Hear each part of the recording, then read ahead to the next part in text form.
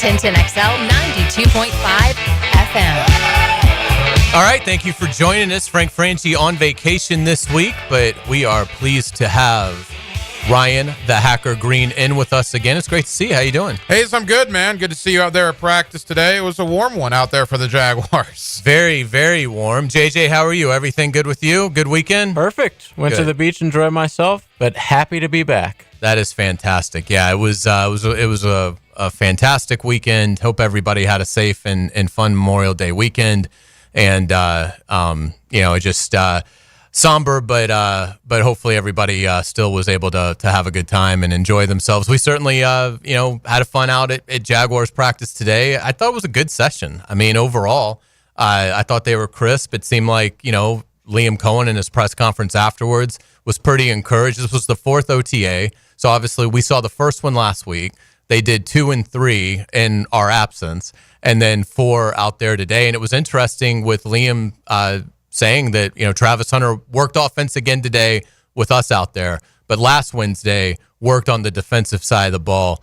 So kind of a cool update there on Travis Hunter. Yeah, look, I think last week, first OTA for the Jaguars, it's a feeling out process, right? Liam Cohen, first time as a head coach. James Gladstone, first time as a general manager. First time the entire team was on the field as one cohesive unit. A lot of firsts I just mentioned in the last 10 seconds. Now you kind of have 3 practices under your belt. I think guys knew where to go now. I think guys were running and excited, and the drills looked a little more crisp today to me than they did last week. I thought, and I know we'll get into this, I looked at some guys today that to me noticeably looked bigger than last year. There were also guys that noticeably looked a little smaller than last year, which was one of my big takeaways. And, of course, all eyes were on Travis Hunter. But I got to tell you, I know you talked to Diami Brown, and we're going to play that here coming up in just a little bit. Maybe the star of the first couple of OTAs to me has been Diami Brown. I think he's been very, very good. Yeah, he's gotten up to speed incredibly quick. And, and Liam Cohen was asked about him today, and we'll certainly play that in addition to the interview with Diami Brown in the next segment. So, yeah, I mean, there's a lot of good things. And we're going to hear from Liam Cohen a bunch throughout today's Frangie show, because obviously the big stories today, Jaguars OTA and Alex Condon returning to Florida, the defending national champions, getting probably the most important and, certainly the most important remaining piece of the puzzle, and certainly a piece that could lead to them having a legit chance to repeat as national champions. But in looking at it, I thought a lot of good stuff, storylines-wise, from today's OTAs, and we'll go through it all. I thought Liam Cohen talking about rushing 4, that the front 4 have to get home in this defense, was really interesting. We'll certainly break that down. The weight, I think you hit it. Obviously, there's no contact, so we can't see these guys really doing anything physical yet, but we can definitely get a really good look at their physiques, and if they've gotten heavier, gotten lighter. And Hacker, it is noticeable. I mean, Trayvon Walker, Devin Lloyd, Josh Hines-Allen, Eric Armstead, they look slimmer than they did to me last year. And that's schematic. That was something that Ryan Nielsen wanted. He, the defensive coordinator last year, he wanted them to gain weight. He wanted a heavier front. And it didn't play out well. Now, is that because they were heavier? Or it was probably a litany of reasons. But, that seems like one of the first things that Liam Cohen and his staff wanted to do was come in and change that, I think, with the players' help. Anthony Campanile, we had a bunch of people at the podium today. So we had Liam Cohen, we had Trayvon Walker, and we had defensive coordinator Anthony Campanile. And he made a good point of these players sort of know where they need to be. So, no one's going to know the athlete better than the athlete in terms of what's their optimum weight and things like that. But I thought, that was really interesting. The zone defense, Liam Cohen talking so much about that, the reliance that they're going to have on that.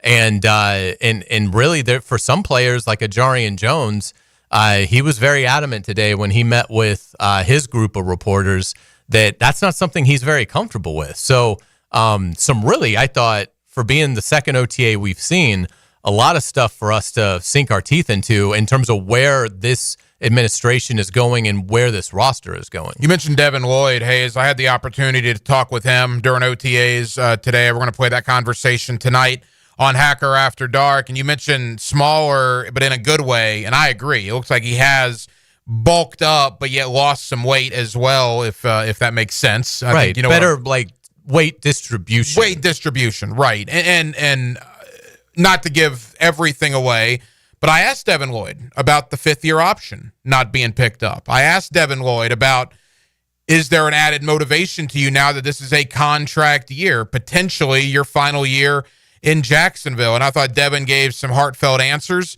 Again, he knows it's a business, and he reiterated that. But I also think, and I asked him this, you know, you think of Trayvon Walker, you think of Joshua Hines-Allen, Devin Lloyd, Tyson Campbell, Foye Oluokun, a lot of guys, a lot of staples on the Jaguar defense. This is their third defensive coordinator in 4 years. You know, we're talking about the offense and all the changes from head coach and the OCs, which is fair and true. But the defense, quite frankly, was bad last year. And quite frankly, at the end of 23 was bad. And they've gone from Caldwell to Nielsen, now to Campanile. And that's got to be really challenging for a lot of these guys as well, to have the third different staff, the third different DC in their ear, changing everything from what they had a year ago. Yeah, without a doubt. And again, it seems like the early returns are good, but they normally are. I mean, again, it's the Ryan Nielsen thing is poisoned the well for a long time, because I thought Ryan Nielsen came across incredibly well. I totally drank the Kool-Aid on that. I was dead wrong. And so I'm excited about Anthony Campanile, and we'll talk about him later in the show, him specifically. But I mean, you almost feel like your excitement has to be greatly tempered because of how bad it was with Ryan Nielsen last year. But again, it all looks good so far. It's very early, as we know. But I thought Liam Cohen, really hit on some insightful things in his press conference after the practice. We're going to play some of those clips for you. Let's just start, JJ, with really just how was practice today, coming off a long weekend, compared to the OTA that we saw 8 days ago? I thought, better than probably expected in that way, in terms of bodies on the ground and just practicing cleaner. It was much cleaner than day one, let's just say, right? When you're just trying to come in and get it going again after a few days off. I thought it was definitely cleaner. Was it perfect? No, but I thought it was definitely better than the previous Monday, if you will. I did think it was they're not going to make every play, but I thought collectively the organization, the execution, all looked where it should be, in my opinion, today. Again, they're months away from playing a game, but you're not seeing a lot of stopping of drills. You're not seeing a lot of extra instruction. It seems like what they're learning in the classroom, they're translating it to the field, at least so far. Yeah, no, you're right. Today, look, OTAs, we learn a lot of stuff. You also hold your breath at a lot of stuff as well. Like, I remember there was one instance where Brian Thomas Jr. went to the ground trying to make a catch. Of guys that don't need to go to the ground on May 27th, Brian Thomas Jr. would be on a very short list. And when he got up, that was kind of, whew. There was another situation that I'm sure you saw it. It got a gasp from me, where Robert Hainsey got looked like his ankle or something rolled up on in a drill. Now, he's fine, but you just realize that just little things. I mean, very easily one way or the other, maybe Hainsey, something happens, but luckily it didn't. And you kind of count your blessings and you move on. I want to see good work happen. I want to see things like that. I want to see it being crisp. But above all else, on May 27th, just don't get anybody injured. And at least for the here and now, and knock on wood, that has not happened here in Jacksonville. Yeah, without a doubt. And I'm glad you brought up Hainsey, because the offensive line has been such a storyline for the last few years here. And so anytime we get Liam Cohen, he's going to be asked about the progression of the offensive line, even though they're not able to hit it all at these OTAs. There's no contact. But I thought Liam Cohen gave a good answer today when he was asked, how is the offensive line progressing in this OTAs, despite obviously not being able to have any contact? I do. Yeah, I think that from a communication standpoint, all five being on the same page, you can definitely see an intent behind what they're trying to do. I think Sean and Khalid and Trevor have done a really nice job in that room, and I think the players have caught on. I mean, in a lot of ways. It is extremely difficult to evaluate this time, specifically the fronts. But from a fundamental technique, communication, angles, understanding the scheme, if you will, and what we're trying to get accomplished on each play, our defense has thrown a ton at us from a blitz standpoint and just different looks. That is challenging, especially in day 4 of OTAs. So that'll only help us moving forward, and I think those guys have done a nice job so far. I thought that was encouraging. I mean, again, the fact that, Campanile is throwing everything that, at least it seems like it's fairly advanced for what he's throwing at them, and that so far they're handling it. Yeah, no, I mean, look, it is encouraging, but it is what it is. The Jacksonville Jaguars, new staff, new management, new general manager, they brought in 6 new guys on the offensive line. And I think, Hayes, not to speak for you, but I would be surprised if all 6 didn't make the roster. They're definitely on. Well, the only one in question would be Monheim, but I think he's going to make. And I think that's maybe a Monheim-Fortner battle for the backup center. And at worst case scenario, Monheim's on the practice squad. Yeah. So all 6 guys are going to be here. I think all 6 probably make the 53. I would agree. That just goes to show you what they thought of this offensive line. I mean, that is massive. What do you keep? 9, maybe 10. Maybe 10. But even if you keep 10, 60% of that line wasn't even here in January. So it needed to be upgraded. They believe they have upgraded it, but it's going to take a lot of work. We know offensive lines need to gel, need to mesh, need time to build chemistry or whatever football terminology you want to use. Well, there's not going to be a lot of that here in Jacksonville, particularly when the pads don't even come on for another 2.5 months. So that's something to certainly keep an eye on when training camp arrives. Without a doubt. And another big storyline today was Travis Hunter and obviously him playing defense last Wednesday. You have a great story to tell us in addition to the Devin Lloyd interview, but you've got another thing I know lined up for your show tonight that I can't wait for you to tell people about. But Liam Cohen was asked, how did Travis Hunter look last Wednesday on the defensive side of the football? That was good. He's still learning. He's been learning a ton defensively and offensively, as we know. But that was more so fundamentals, techniques. It wasn't a ton of 11 on 11, 7 on. It was more fundamentals, techniques, communication. That was what that kind of last Wednesday was. And he's been learning with those guys and meet with them extra as he's needed to. And it seems like Travis Hunter, he's not missing assignments. I mean, it seems like so far, we talked about how challenging the mental aspect, even forgetting the physical aspect of playing on both sides of the ball, but the mental and knowing your assignments, it seems like the early returns are very sharp kid, is the draft process sort of told us.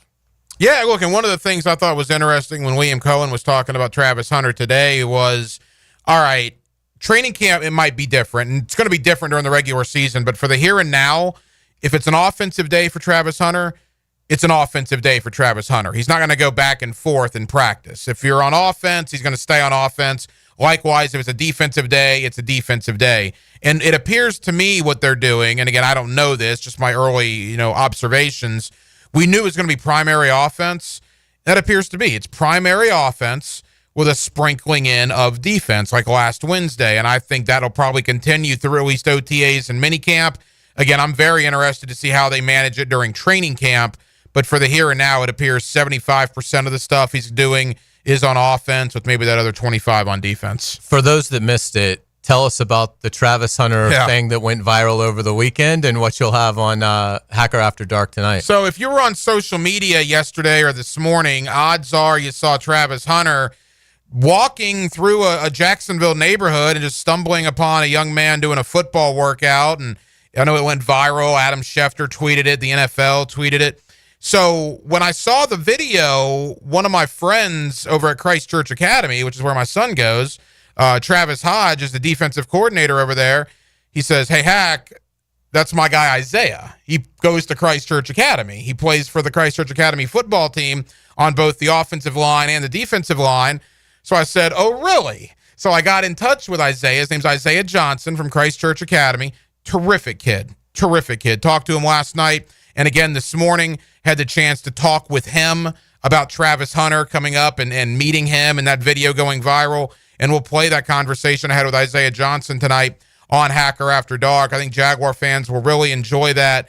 And that just seems to be the kind of guy Travis Hunter is. Just randomly walking through a neighborhood, seeing a young man work out, going over, greeting him, taking his picture with him, giving him encouragement. Isaiah told me a story about how Travis Hunter encouraged him to keep doing what he's doing. That's a feel-good story, and that appears to be the type of young man, not football player, but young man the Jaguars drafted in Travis Hunter. Absolutely. Liam Cohen was asked about it and hadn't seen the video, but said that checks out. I mean, that's who Travis Hunter is. He's that kind of a person. So that'll be a fun interview. Look forward to hearing that. When we come back on the Frangie Show, we're going to hear from Diami Brown, the exciting new receiver here, the veteran. Had an incredible postseason with Washington last season, got a 1-year, $10 million deal. Frankly, it surprised me when they did it. And I'm still curious to see how it manifests in the regular season. But this is a player so far that is generating some really good buzz from the coaching staff. So you will hear from Diami Brown when we come back. You're listening to The Frangie Show on 1010XL. The Frangie Show from the Harrell and Harrell studio. Don't settle for less than you deserve. May is Military Appreciation Month, and the folks at Nimnik proudly salute the brave men and women who serve and have served the country. Now, as a thank you, they're offering an additional $500 off select new Buick and GMCs.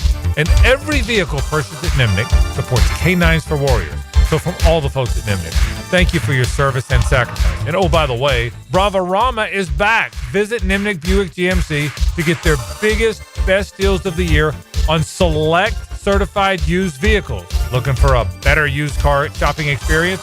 You'll find it at Nimnik Buick GMC, Jacksonville's only Car Bravo certified dealership. With Car Bravo at Nimnik, you'll save big and drive home with a smile. Nimnik Buick GMC can certify all makes and models: Honda, Toyota, Kia, Mazda, Ford. That's right, all makes and all models.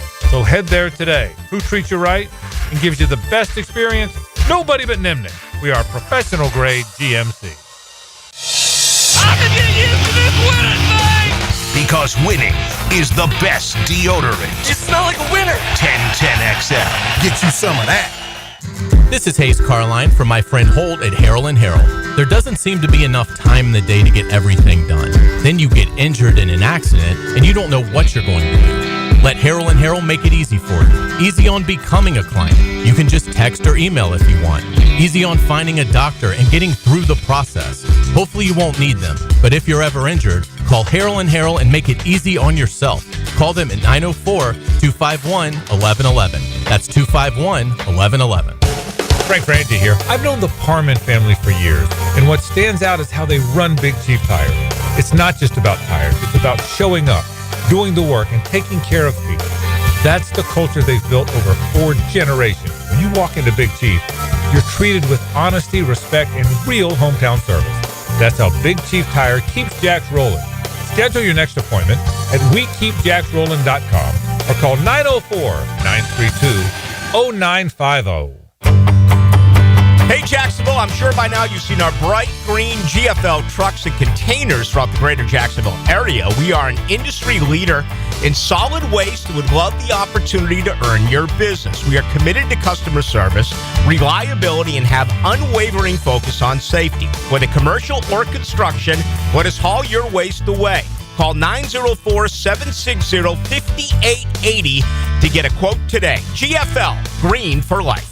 A lot of companies will tell you they're the best. At Custom Tree Surgeons, they show you every time. Custom Tree Surgeons has built an all-pro team. Every tree service professional has years of experience, continually trained and certified. They know what, when, and how to handle any job. It gets done efficiently and quickly by a team of experts. So for tree trimming, removal, stump grinding, and emergency services, forget any name other than Custom Tree Surgeons. There is no job they can't do better. Go to our website, CustomTreeSurgeons.com. That's CustomTreeSurgeons.com, and let them show you how the job is supposed to get done. Plumbing problems, AC not blowing, septic tank doing whatever septic tanks do? Don't call 3 different companies and play contractor roulette. Just call Duck Rooter. We handle plumbing, septic, and air conditioning all under one roof. That's one call, one company, and one bill that won't give you a heart attack. For fast, reliable, and slightly ducky service, call 904-862-6769 or waddle over to duckduckrooter.com. When you're stuck, call the Duck. It's about the hunt. Captain Kevin Favor here with Captain Kirk and Jeff Lagerman. We take you from the water to the woods. On the Nimnicht Outdoors Show. Presented by Duck Rooter Plumbing, Septic, and Air Conditioning. Let's go to the woods, y'all. Saturday mornings from 7 to 10 on 1010XL. Out here, you'll find a community of hardworking creators with loyal followers, along with proud moments worth sharing. And farm to table, well, that's just supper.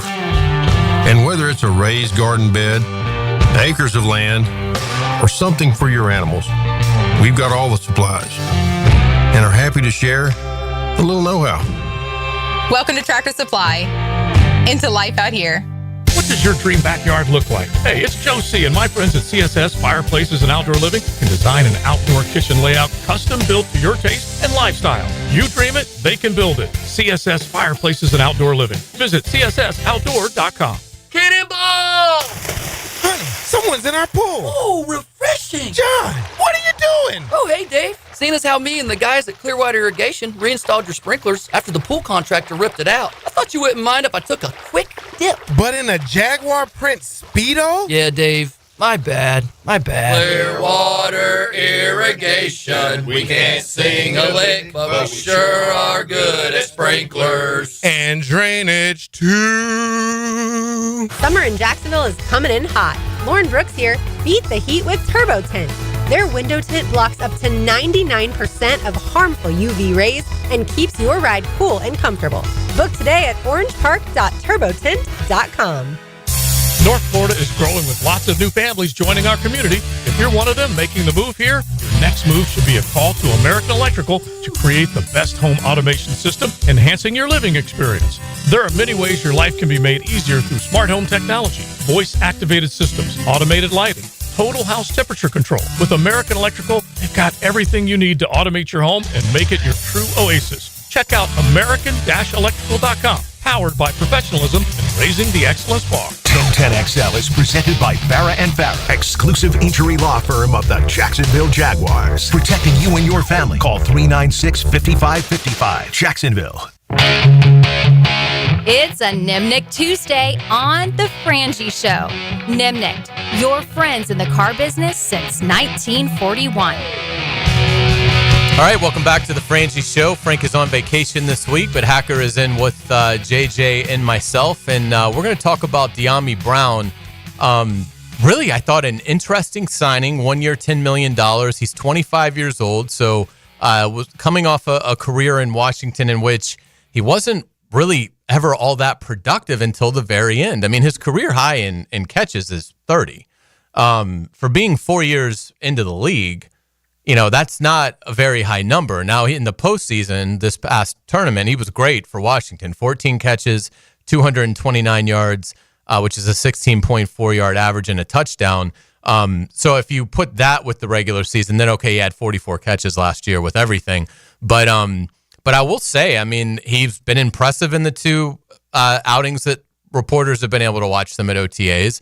And it really seems like there's a lot of buzz about him among the coaching staff, among the front office, and and observers that are watching the practices. If we're buying stock in Jaguars that aren't, on the radar, I mean, BTJ, Travis Hunter, obviously, but guys maybe a little bit below the radar, I am all in on Diami Brown. Now, I will preface that with this. I'm doing NFL division previews on Hacker After Dark, and last week was the NFC East.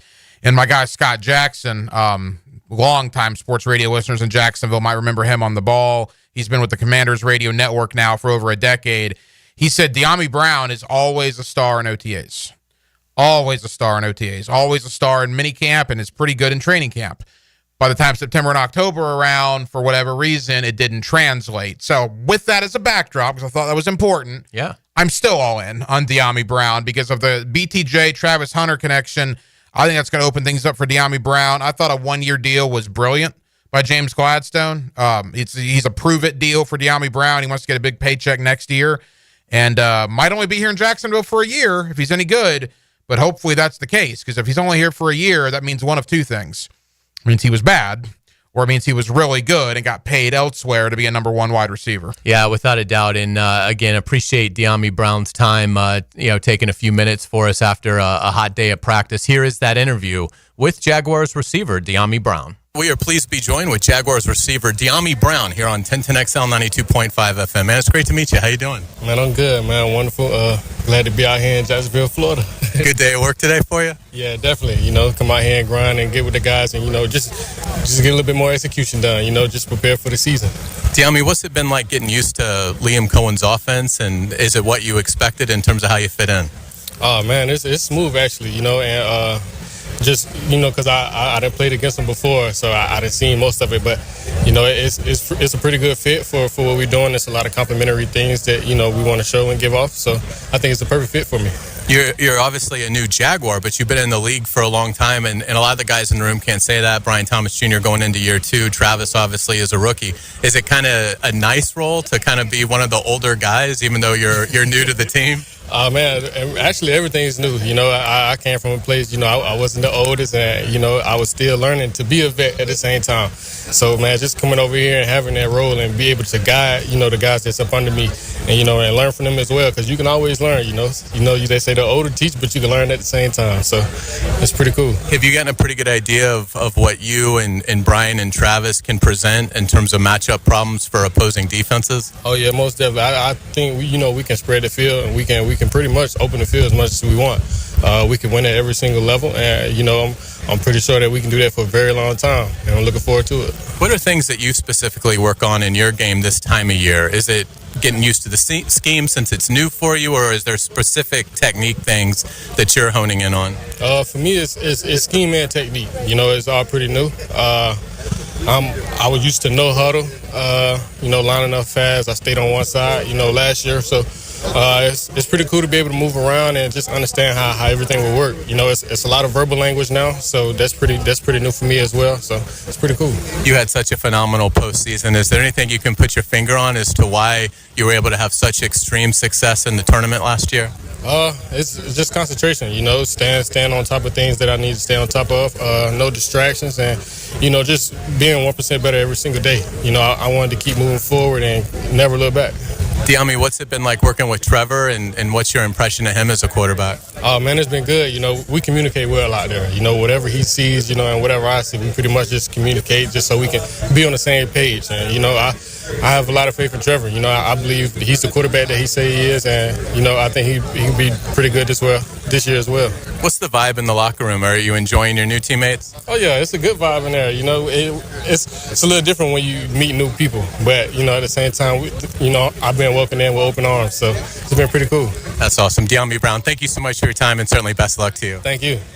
Yeah, I appreciate Diami Brown's time, and again, awfully hot out there, and those guys don't have to do any media, so we certainly appreciate it when they're willing to take a few minutes and talk to us. And it was fun meeting him. He was like this when he did his introductory press conference when they brought in all the free agents, but very upbeat, good demeanor, and really does seem like so far. It may be a little bit of fool's gold. We'll see. When the pads go on and things like that, and you get to the regular season. But it seems so far that Diami Brown has been everything that they were hoping for in terms of Gladstone and Cohen. Liam Cohen got an up-close and personal look at him in the playoffs last year when the Commanders went into Tampa and won that game. I think Diami Brown had 5 catches for like 90 yards and a touchdown in that game. Just a huge performance in that playoff win. But again, therein lies the question, and it kind of goes back to what I said Scott Jackson told me in the division previews. 30 catches in 17 regular season games, 14 catches in the postseason. Did the light go on? Did they just start throwing him the ball more? That's just odd that you would have such a disparity between the regular season and the postseason. Let's hope the postseason Diami Brown made the trip to Jacksonville, and that's what we get in his 1 year here. Yeah, without a doubt. Well, his head coach is certainly a big believer in him so far. This was Liam Cohen after practice talking about Diami Brown's progression. He's been great, man. He's made a lot of plays. He's been really productive throughout this whole camp so far. Showing versatility to do maybe some things that, he hadn't put on tape maybe in the past or wasn't asked to do from his skill set standpoint. I thought obviously he was very productive towards, the halfway point of last year into the playoffs. And then you see that confidence continuing to go throughout this camp and this offseason. So he's been doing a nice job of being able to run vertically, but also, being the nuanced route runner and some of the daggers and in cuts and things like that. I thought he's been very locked in this entire time. I've been really impressed with the pro that he is. It's really interesting, the optimism at receiver. It's hard not to be. Brian Thomas Jr. had such a sensational rookie season. Again, he was like third in the NFL in receiving yards. It was ridiculous for all the hurdles that he had to overcome to have that kind of production. Obviously, Travis Hunter, most believe is going to be a very good NFL player right out of the gate at the receiver spot. If Diami Brown ends up being one of the best third options in the league, I mean, that's a lot to work with right out of the gate for Liam Cohen and certainly Trevor Lawrence. There's no doubt, and if you include Parker Washington in there, you already know those four, right? Those four are going to be Jacksonville Jaguars. And the question is, after BTJ, Travis Hunter, Diami Brown, Parker Washington, what does that wide receiver room look like? We don't have Tim Jones here anymore, right? Who you knew was always going to be the guy because of special teams and whatnot. Is it Joshua Cephas? Is it one of the young guys? I'll tell you, there are a couple of young guys. I need to learn names. Camper, 17, made a heck of a grab today. He did. And 10, Duke, wide receiver. Panchal? Yeah. He also looks the part. So those are the guys I would look at, 5 and 6 wide receivers. And then Cephas is interesting, too, because he's like the other guy that was at least here for a time last year. I know Liam Cohen talked about him a little bit today. So I'm concerned a little bit if we get a wide receiver injury or two, but those top 4 wide receivers to me are locked in, no issues whatsoever if healthy.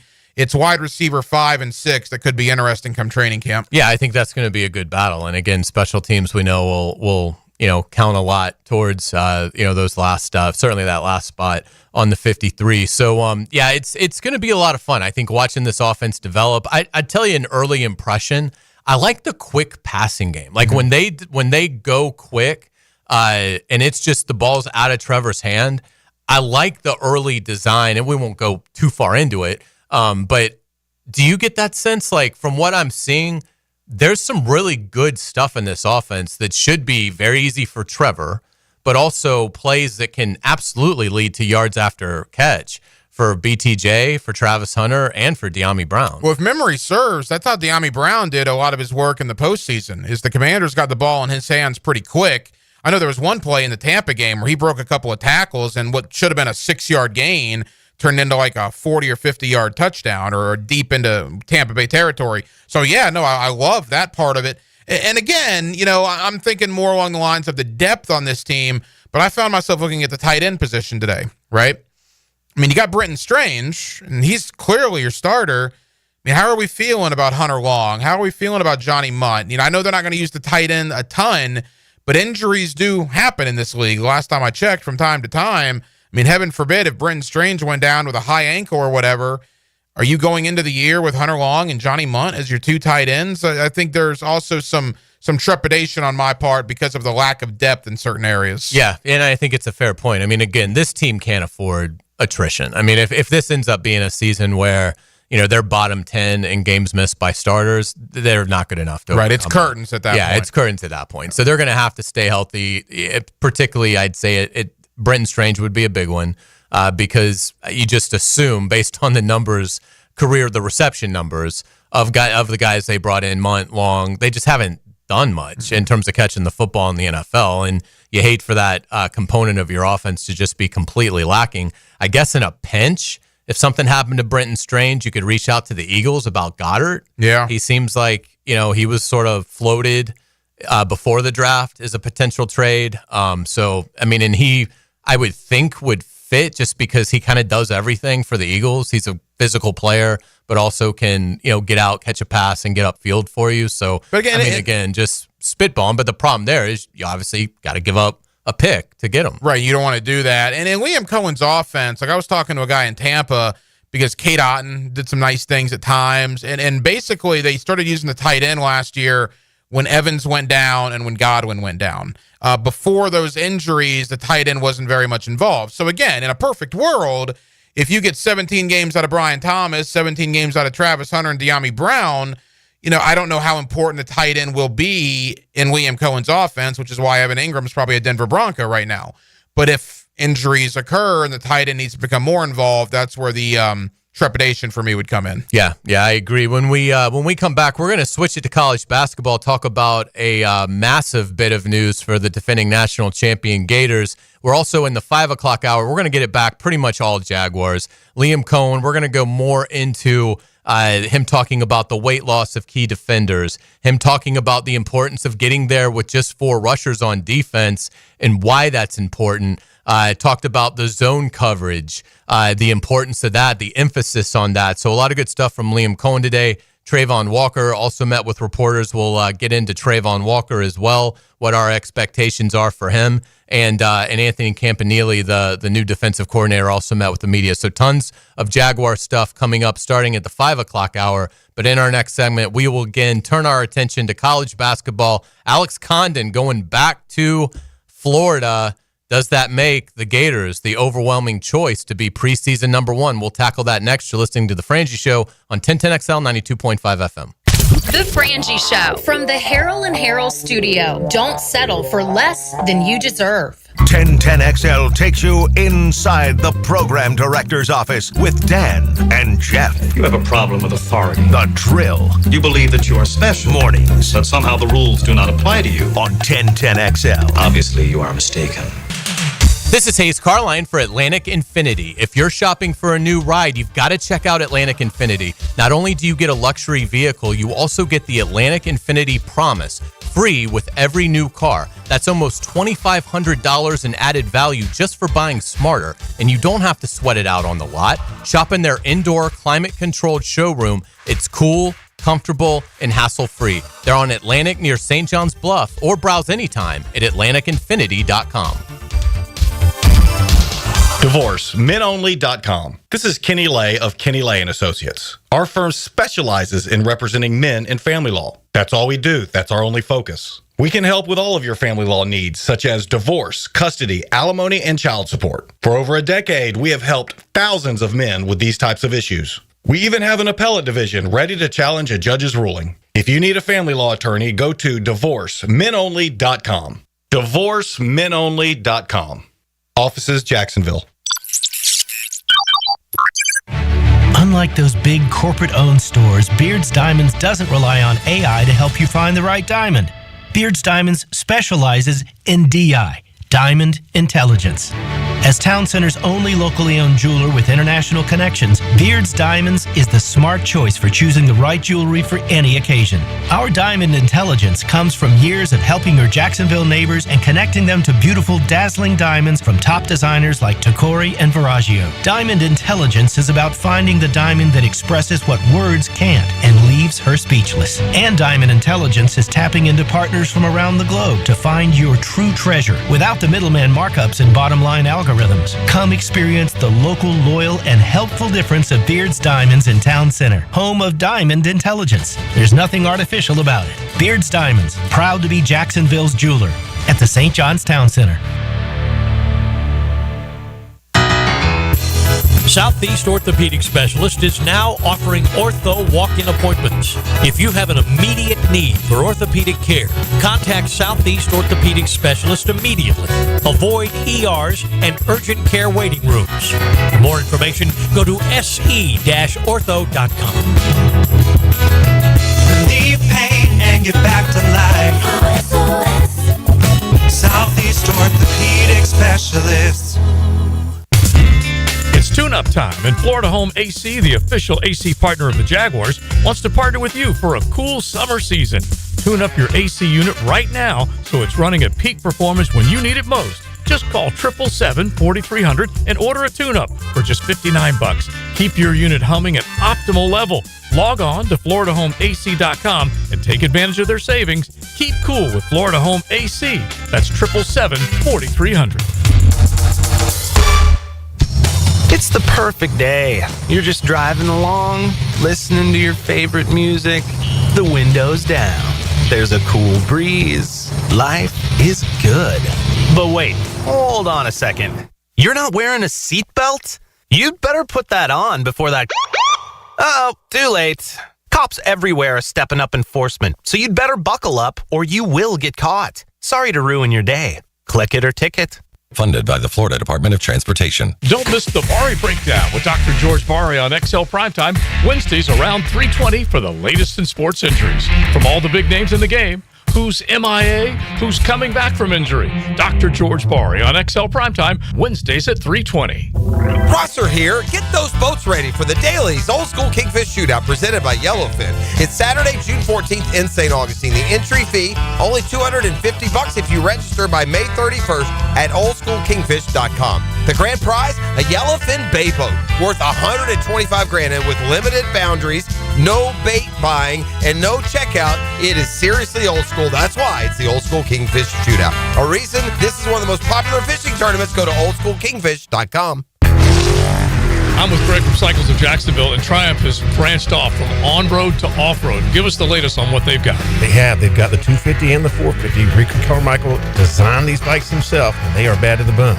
So you're talking about a really cool effect from a bike off-road that Triumph had on-road forever. It is, and it's out there winning races, and it is fun to ride. Check it out, Cycles of Jacksonville, their showroom on Atlantic near Regency, or online on their Facebook page. Say goodbye to glasses and contacts with customized vision treatments at Bowden Associates. Hey, Hicken here. Dr. Bowden and his expert team bring you all the latest options like Evo implantable Collamer lenses, refractive lens exchange, or traditional LASIK. Tailored just for you. Imagine waking up to clear vision. No hassle, no fuss. You ready to see the difference? Call now or visit BowdenEye.com for a free screening.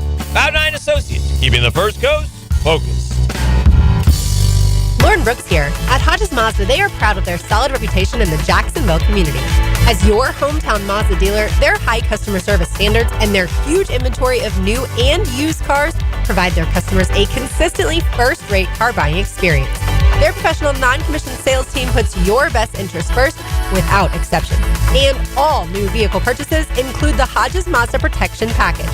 Visit them online at HodgesMazda.com or stop in today to learn more and discover the Hodges Mazda difference. 1010XL is presented by Farah & Farah, exclusive injury law firm of the Jacksonville Jaguars. Protecting you and your family. Call 396-5555. Jacksonville. Now, Hammer Time with Hayes. Driven by Southside Kia. Online at SouthsideKiaJacks.com. It's Final Four or bust for the Florida Gators now when it comes to men's basketball and defending the national championship. I mean, you have got to tip your hat to Todd Golden. Brilliantly as he guided that team to the national championship this past season. He's been just about as good in the roster build and retention that Florida has been able to have now with the return of Alex Condon. The final missing piece, Condon announced earlier today that he is withdrawing from the NBA draft. He was projected as a high second-round pick.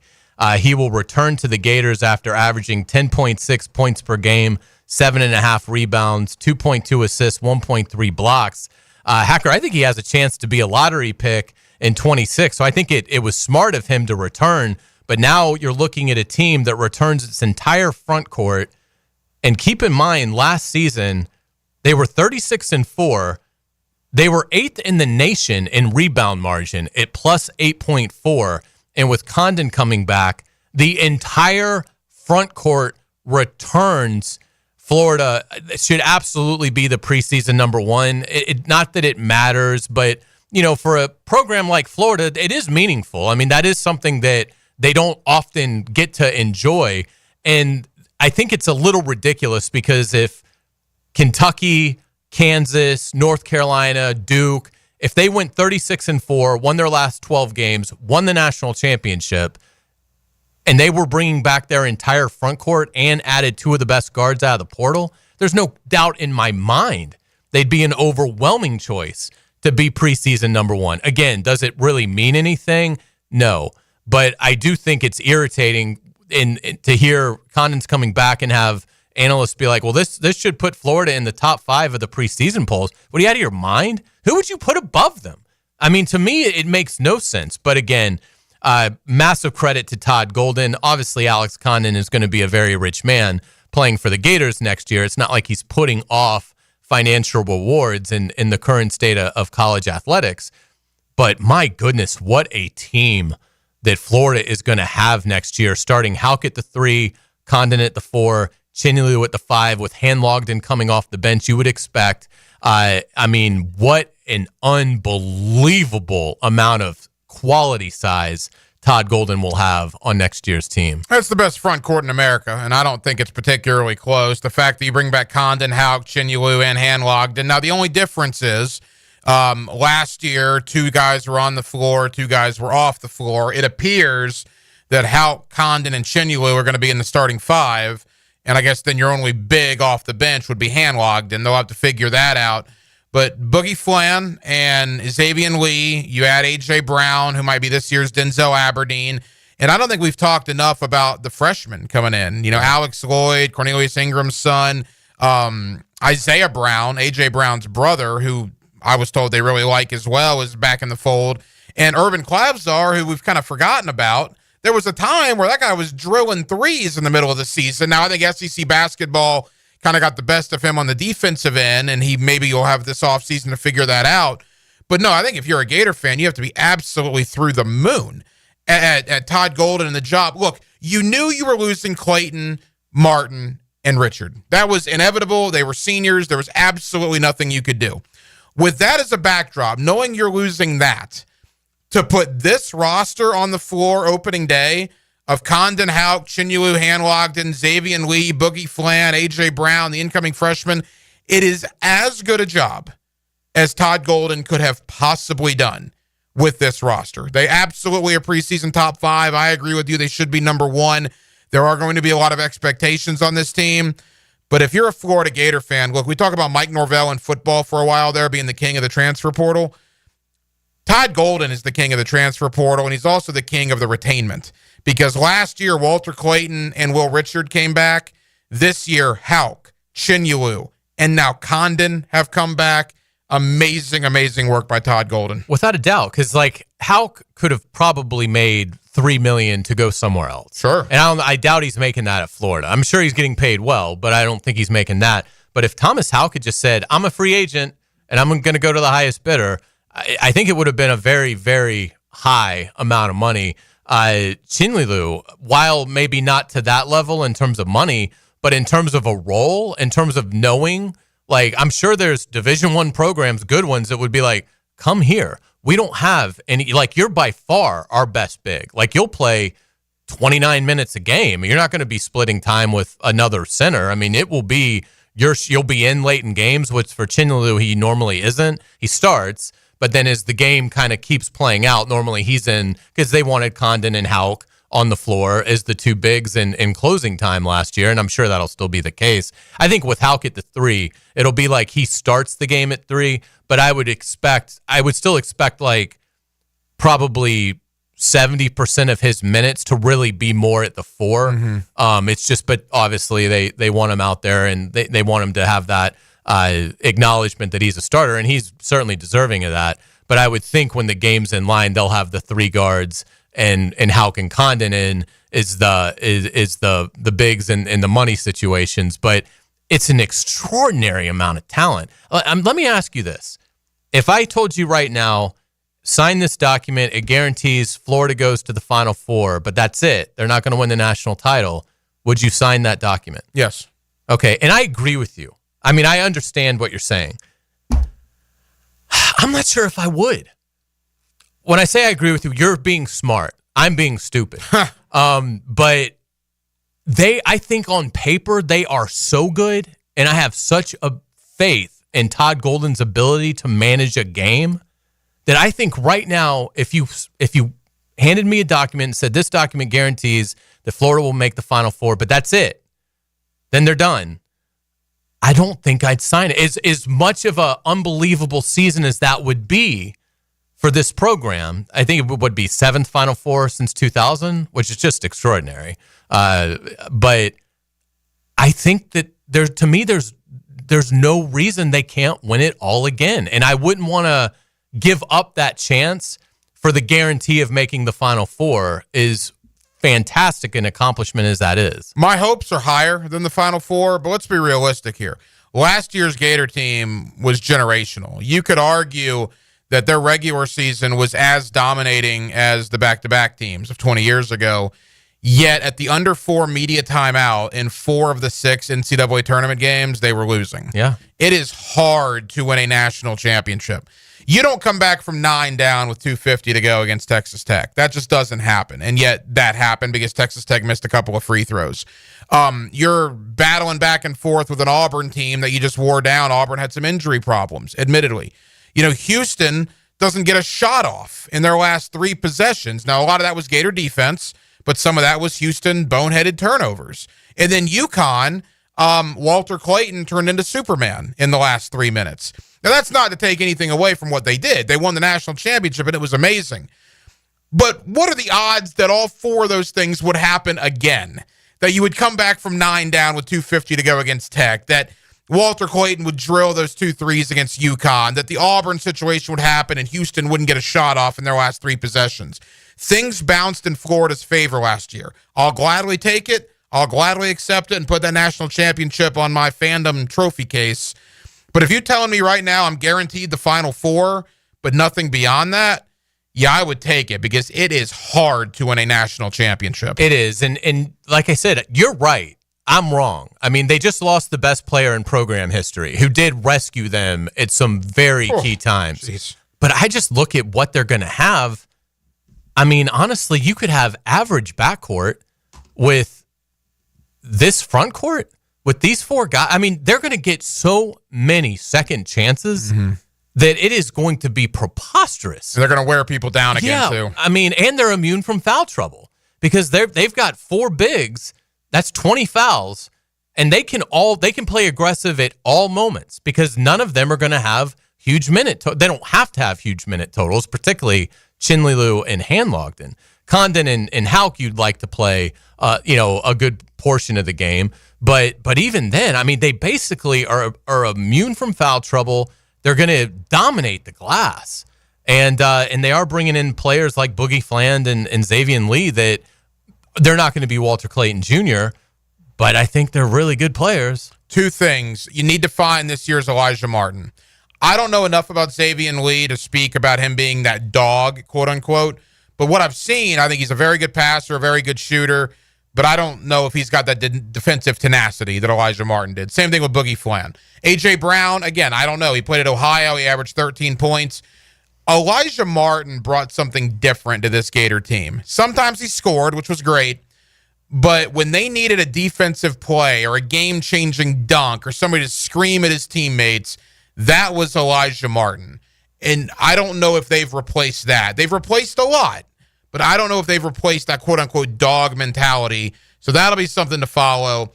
And if you want to look up the definition of a team player in the sports dictionary, a picture of Micah Handlogden will be there.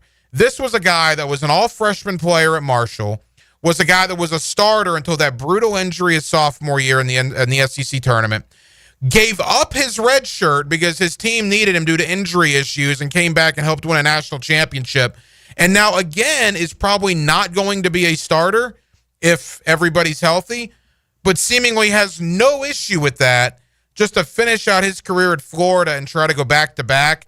What a Florida Gator. Not necessarily a great player, but you want to talk about a Florida Gator, a team player, whatever.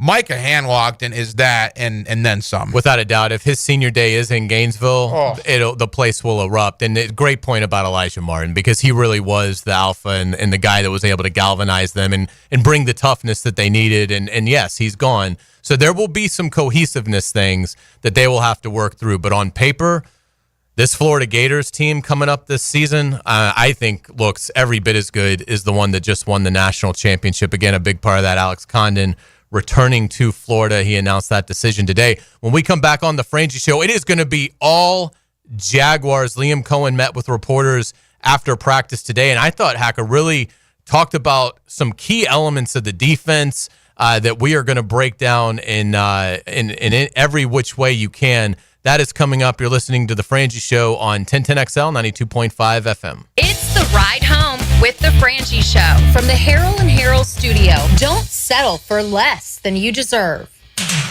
If you need an insurance agent, I'll recommend the best guy in town, State Farm agent Craig Dewhurst. Call him at 940-9740. Really good guy, really good agent. Life insurance, homeowners, automotive, you name it, he'll handle it for you. Tell him what you need. He'll assess your whole situation. What kind of coverage do you need? How much coverage? What should your deductible be? What do you make and how does it fit your cost and your rates? You will love dealing with Craig. What a nice guy he is and how he'll help you get the right answers. The best in the business. Craig Dewhurst from State Farm, 940-9740. It's the power of the spoken word and your imagination. Daniel Murphy waits on the 0-1, and there's a drive. Deep right field. That ball's gone. 1010XL, your radio home for play-by-play. Daniel Murphy. This is Hayes Carlion for Harold and Harold. I was at lunch with my good friend Holt, and he was telling me that sometimes a lawyer can get more from a case than their own client. I was surprised to hear this, but Holt said that doesn't happen with Harold and Harold. They'll never take a fee that is greater than their own client. When they say they treat their clients as a person and not a file, they mean it. Hopefully you won't need them, but if you're ever injured, call Harold and Harold at 904-251-1111. That's 904-251-1111. Plumbing problems, AC not blowing, septic tank doing whatever septic tanks do? Don't call 3 different companies and play contractor roulette. Just call Duck Duck Rooter. Waddle over to duckduckrooter.com. When you're stuck, call the duck. Are your monthly bills keeping you up at night, wondering how you got so behind? Hey, I'm Roger Moore, CEO of Loan Pronto. I get it. Life is expensive now. Insurance, groceries, cars. And then there's the credit card debt with those obscene interest rates. It's time to regain your financial freedom. And that's what we offer at Loan Pronto, using the power of the equity in your home. We have multiple ways to get you the cash you need, and most clients close in 2 weeks or less, and many don't even require an appraisal. And listen, rates have been plummeting recently. We just locked a homeowner in with an APR in the low 5s, saving her over $1,000 per month, and put $10,000 in her pocket. Life-changing money. Whether you're drowning in debt, have a nosebleed rate you got last year, need home improvements, or simply need cash in your pocket, we can help you accomplish this goal in record time. Call us today and get started with no hard credit pull, just a conversation. LoanPronto.com, 904-999-1508. LoanPronto.com. That's LoanPronto.com. Equal housing lender, NMLS 1661781, subject to lender approval, NMLSConsumerAccess.org. It's the Gator Podcast Channel with Frank Frangie and me, Dan Hicken, on all things Gators. Hacker and Denny Thompson have Gator Bites, and you can find them wherever you find podcasts or at 1010XL.com. Presented by Southeast Orthopedic Specialists. SportsForecaster.com has all the data you need to project tomorrow's winners. Register for free and track the performance of all your favorite players and teams, including all your fantasy team picks and prospects. Sports Forecaster has the most detailed player profiles on the web. Precise depth charts, every transaction, every injury, every news update. No ranting or raving, no preening or barstool bluster. At SportsForecaster.com, you get the timely info you need for every game. SportsForecaster.com. Sign up for free today. I'm here with Clayton Bromberg of Underwood Jewelers. Clayton, you have told us about buying better quality diamonds, but is there any way to start with a smaller diamond and use it to trade up to a larger diamond later on? Frank, it's interesting you'd ask that because our founder, H.F. Underwood, popularized growing your diamond here in Jacksonville about 50 years ago, and it's something we still do today. When a customer buys an Underwood engagement ring or solitaire diamond pendant or a pair of ear studs, we guarantee they get the price they paid for it on the purchase of any larger diamond. Now, a lot of stores would say, big deal. We do that too, but here's the Underwood difference. We guarantee you get what you paid when you trade in your Underwood diamond, even if you're trading up by only $1. It's not that you have to trade up 2 for 1 like most jewelers ask. There have been literally thousands of people in the Jacksonville area who have taken advantage of our policy, and Underwood still grows a lot of diamonds for a lot of people. Underwood, serving excellence since 1928. In San Marco, Avondale, and the shops of Ponte Vedra. WJXL AM Jacksonville Beach. WJXL FM Jacksonville Beach. It's May, and that means it's Founders Month here at Sonny's Barbecue. Every Wednesday, we're celebrating with $7 pork big deals served with a sidekick and a drink, or one of our pork and rib combos for just $11. It's our way of saying thanks for letting us be your local pitmasters.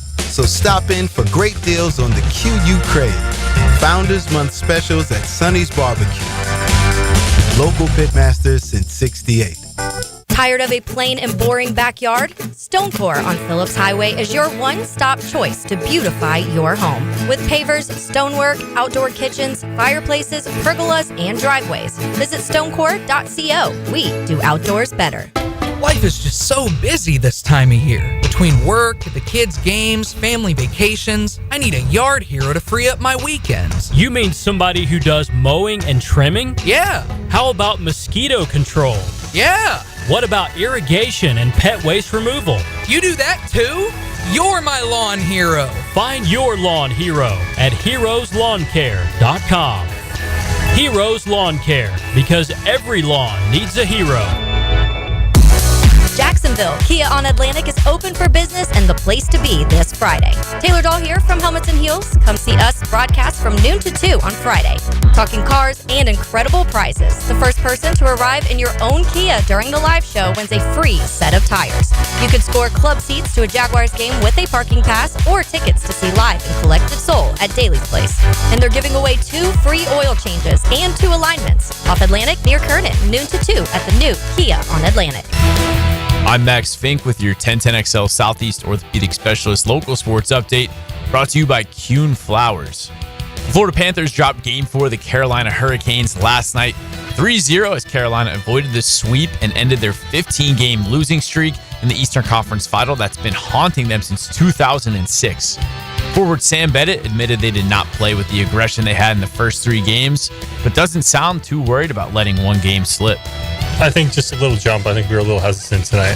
The last 3 games, we were aggressive. We had more pace to our game, more jump, and sitting back a little bit tonight. Tonight wasn't our game. We sat back, but that's not the norm for us. So I'm sure we'll have it's a pretty easy fix to turn that around. The Panthers will look to advance to their 3rd straight Stanley Cup final tomorrow night at 8 for Game 5. It's 85 degrees at 5:02. Time and Temp brought to you by Bueller Air and Plumbing. Stay cooler with Bueller. 1010XL is presented by Farah and Farah, exclusive injury law firm of the Jacksonville Jaguars. Protecting you and your family. Call 396-5555. Jacksonville. It's a Nimnick Tuesday on The Frangie Show. Nimnick, your friends in the car business since 1941. All right, welcome back to The Frangie Show. Frank is on vacation. He'll be back next week, but JJ LaSelva is here. Ryan the Hacker Green, kind enough to sit in with us again. I am Hayes Carline. We were talking Jaguars. We're talking Liam Cohen. So, Hacker, there were a couple storylines that are starting to emerge in this first year with this new staff. The first one is, from what we can see, a lot of the key defenders have lost significant weight. Like, in a good way. It's more body redistribution more than it is. They still look, muscular. Trayvon Walker looks incredible, by the way. He met with reporters afterwards. You got a chance to catch up with Devin Lloyd as well, so you can certainly talk about that. And Josh Hines-Allen, Eric Armstead. I mean, it's one of those things that when it's one guy, you say, okay, maybe that's to the specific player. But when it's a collective, then you have to wonder, was this team directed? Was this something that Liam Cohen saw on film or in just input with players as he arrived? Were players playing heavier than probably what was, ideal last season? And that was a thing with Ryan Nielsen. He wanted them to be bigger. So that's been a big storyline, as well as Liam Cohen talking a lot about zone defense and how that's going to be a big emphasis for them with Anthony Campanile as defensive coordinator. So a lot to take away. Before we get to some clips from Liam Cohen, what were sort of your observations, particularly with Devin Lloyd? Well, Devin Lloyd, I had a chance to talk with him after OTAs today. We're going to play that conversation on Hacker After Dark this evening. And again, the question had to be asked. His 5th-year option was not picked up. How much of a motivating factor will that be for Devin coming into year number 4?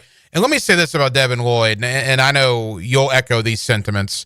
There are some guys that are just really good to us in the media.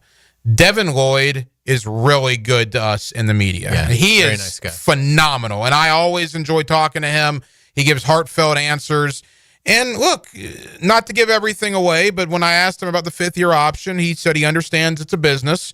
But make no mistake about it, he's very motivated. It's a contract year now for Devin Lloyd, whether it's here in Jacksonville or somewhere else. He is set to become a free agent now in March, which is obviously a motivating factor. Completely agree with what you said about guys that have better body distribution. We're fortunate enough to be able to go out to a lot of practices, and the guys just look different from last year compared to this year. You know, the one guy, though, that almost looks like he's bulked up a little bit, and I don't know if this was team-oriented or not, I thought Tyler Lacey looks considerably bigger now than maybe he was last year. And you think about Tyler Lacey, he's going to be in the middle of that interior defensive line group with Eric Armstead, Devon Hamilton, and the two LSU guys, Mason Smith and Jordan Jefferson. That was just one observation I noticed today about Tyler Lacey. I also thought, like you said, when Liam Cohen said in this defense, look, the first four got to get home in some instances. I mean, we're going to be counting on those first four guys to put pressure on the quarterback with what we're doing. You hear that and you think, because that hasn't happened in the past. But Hayes, in looking at what they did in the offseason, yeah, Jordan Lewis and Eric Murray, but you look at the front seven in particular, they added Emmanuel Ogbah, they added Jack Kaiser, but by and large, it's going to be a lot of the same guys that were here last year, which leads me to believe that Gladstone, Cohen, and the new staff think maybe more of the problem was the previous staff than the player personnel. Yeah, and I think that's a fair read. It was interesting, hearing Liam Cohen talk about, all these subjects after practice today. We're going to start, though, with the physicality and the weight loss among the key defenders. This was Liam Cohen being asked if the defensive players were told to lose weight. Just kind of getting some of those guys back to, their natural playing weight, just kind of where they'd maybe been in years past of having success, and kind of getting back to that is really what it came down to.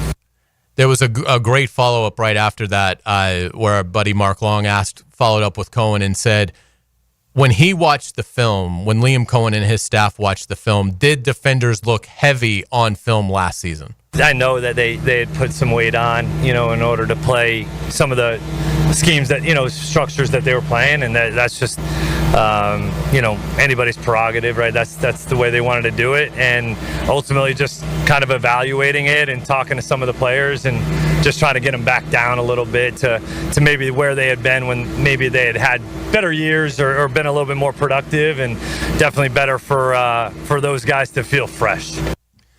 Yeah, good stuff. And obviously we've talked about this. What I really want to get into is the schematics, the reliance on zone that Liam Cohen talked about today, because it's going to be really interesting to see where does this defensive scheme go. And I think you're right. And it's hard to argue. They were awful in every significant category last year defensively. So it'd be hard to watch the film, I'm sure, and find a lot of positives. But this idea of zone, Liam kind of hinted at this. He was asked about Tyson Campbell last week and said Tyson's going to have his eyes on the quarterback more in this scheme, and we think that's going to really help him. But there was some elaboration today, I thought, from Liam Cohen, just in general about the scheme, and I thought it was really interesting. He was asked on the difficulty for the offense playing against a zone defense. If you can get a pass rush with playing, vision zone coverage and mixing it in with obviously some match principles and man coverages, that's hard because you can kind of squeeze the offense that way, where if you can now get a rush and now the ball's got to come out, but you don't have a ton of room if you can play zone coverage a little bit tighter in terms of not just spacing the whole field out. I think that's the key. You obviously saw Philly have a lot of success this past year, playing a lot of vision zone coverage, shell coverage, still getting a rush with four. I think if you were to draw up, what's the ideal, I think that's what you would say as a defensive coordinator. Man, I can rush four and play three deep in quarters, man, that's going to be difficult. Liam Cohen was then asked the magic question, which you alluded to, Hacker.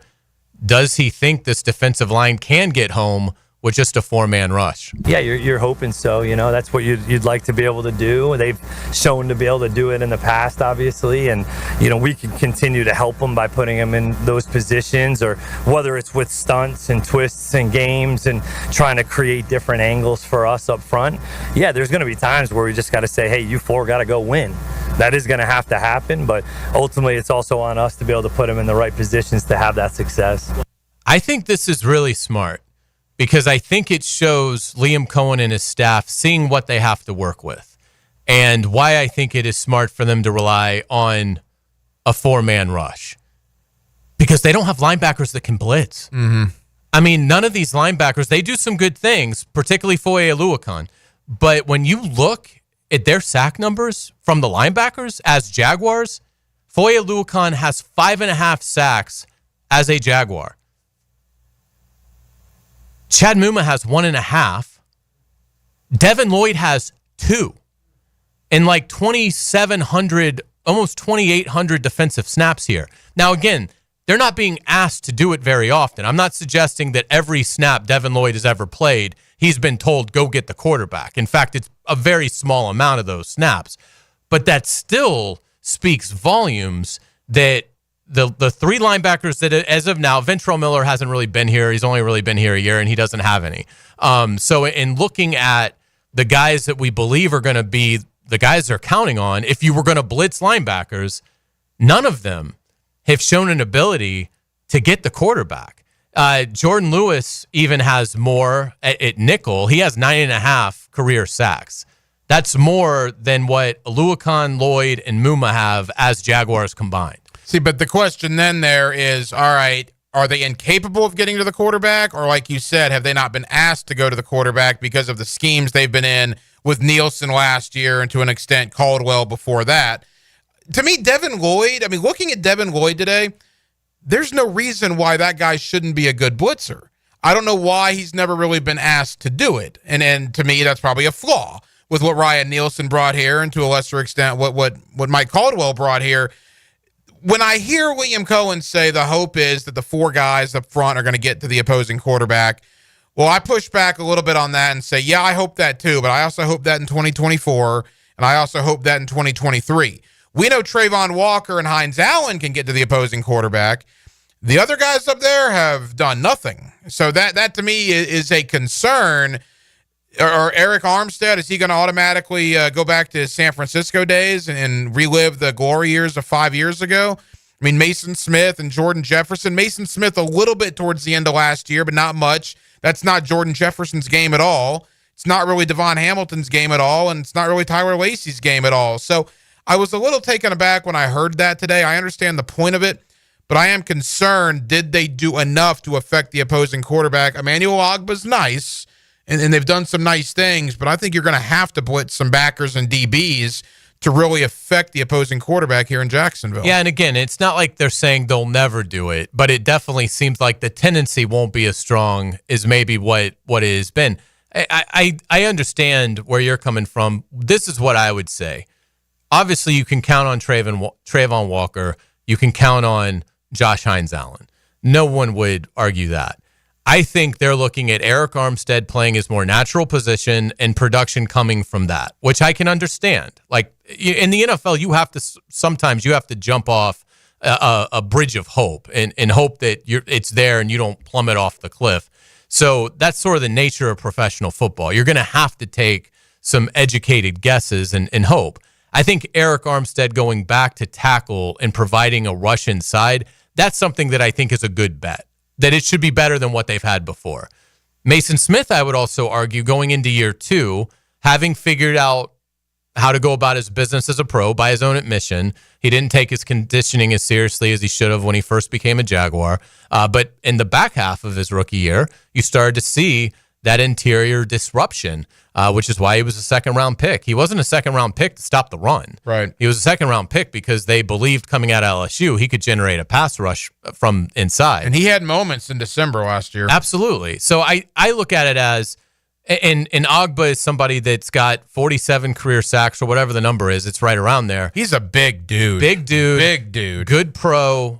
So I can see them saying that, well, between Trayvon, Josh, Armstead, Mason Smith, and Ogba, and then maybe you hope one of the other guys, you get somebody that can develop into a player that can give you 2.5 sacks, something like that. Jalen McLeod. Just something, some presence. Miles Cole looks like he should be that guy. Yeah. He ran by me today, and I was standing next to Dempsey. Miles Cole is another one. You hope, and he's a bulky guy, and that's the weird thing, Hayes, is that you almost hate to do that, but you almost kind of separate the bulky guys from the new regime guys. Will Miles Cole have the opportunity to be here? We'll see. But that's a guy, you talk about the all-airport team, he looks the part. If he ever can play the way he looks, they would have something there. But again, he just didn't do very much last year. Would you be interested in Trey Hendrickson? If you were Gladstone, would you call Cincinnati and ask what would it take to get Trey Hendrickson? And he's going to be 31 in December.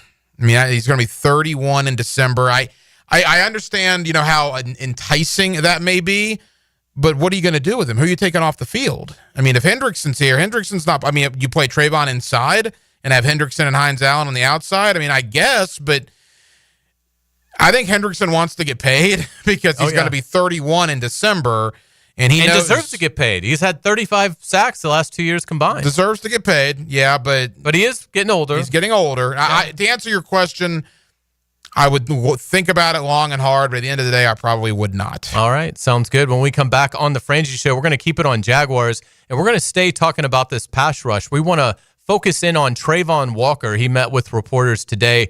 Looks fantastic. Again, just 24 years old, coming off back-to-back double-digit sack seasons. What is next for Trayvon Walker? You're listening to The Frangie Show on 1010XL 92.5 FM. The Frangie Show from the Harold and Harold studio. Don't settle for less than you deserve. Frank Frangie here. These days, it's hard to know which companies to trust. When it comes to banking, I trust South State Bank. South State truly values its customers, and they work hard to create meaningful, lasting relationships. I love going into my local branch. I see the same smiling faces I've seen for years. South State is the largest bank headquartered in Florida, so they're able to offer all the banking services you need. You can trust South State Bank. Banking forward.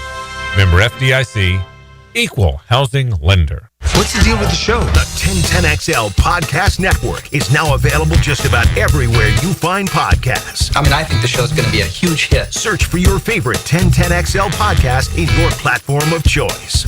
One thing that separates Beard's Diamonds from those other jewelry stores at the town center, no one's paid on commission. Nobody at Beard's is on commission. That's more of your corporate stores that pay commission. Beard's owner, John Lupo, says that means no pressure, no hidden agenda, no extra markups. And you're getting a better deal. You're not paying the corporate commission. You're not paying the salesperson's commission. If they're paying their salespeople commission, you're starting off in the hole. And that's why you feel like a number at most jewelry stores, because it's all about making the sale, but not at Beard's. Because it's a corporate atmosphere and they want to sell you what they want to sell you. We're here to sell you what you want. Our salespeople can do whatever they want to make sure that the customer is happy. So relax. At Beard's Diamonds, they have all the things you want, like quality education, selection, warranties, and none of the stuff you don't want, like pressure and tacked on commissions. Nobody's making an extra 5 or 10% on Beard's customers. Beard's Diamonds, the town center's only locally owned jeweler. We sell better merchandise, better product for less money, guaranteed.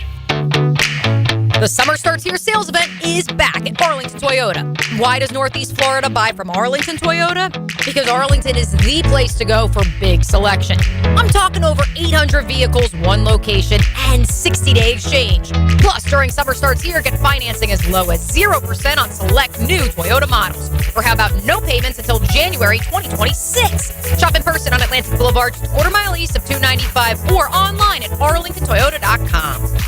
Jimerson Burr is a full-service, Florida-based commercial law firm that has experience and capabilities to handle any legal issue a business is confronted with. Learn more about what they can do for you at jimersonfirm.com.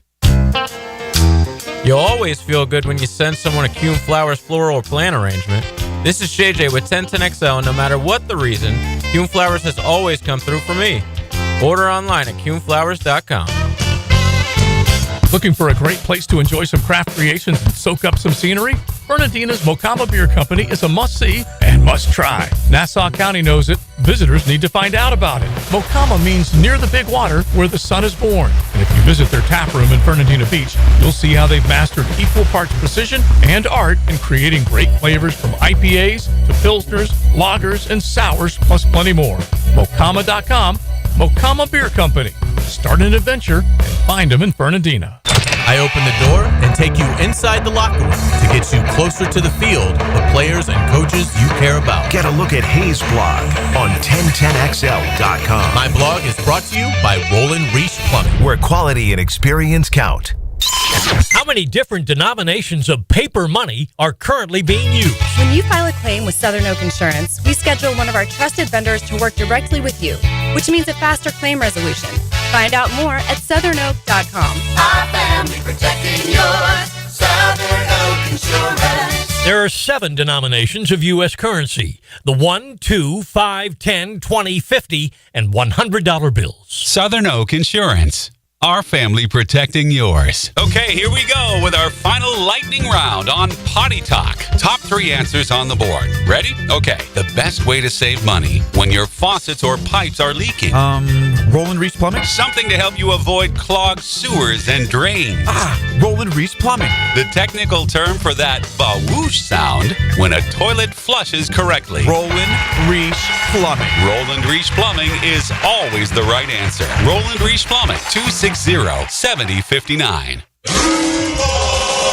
The 2025 season schedule has dropped, and single-game tickets are on sale now. Be at the bank to watch Travis Hunter, Trevor Lawrence, and the Jaguars take on the biggest names in the NFL.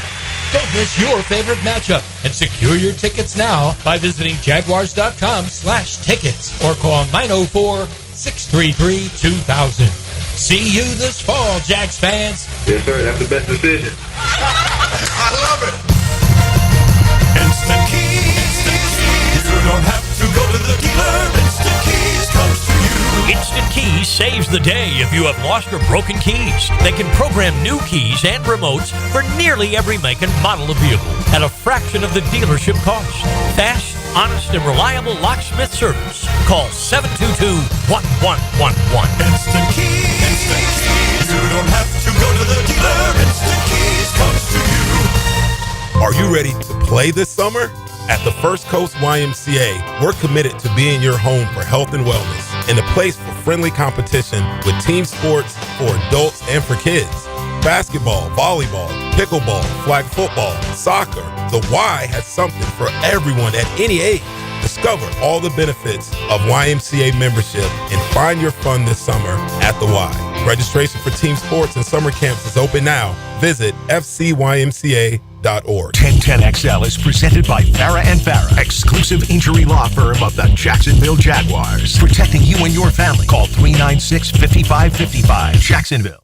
So, my fellow Americans, ask not what your country can do for you. Ask what you can do for your country.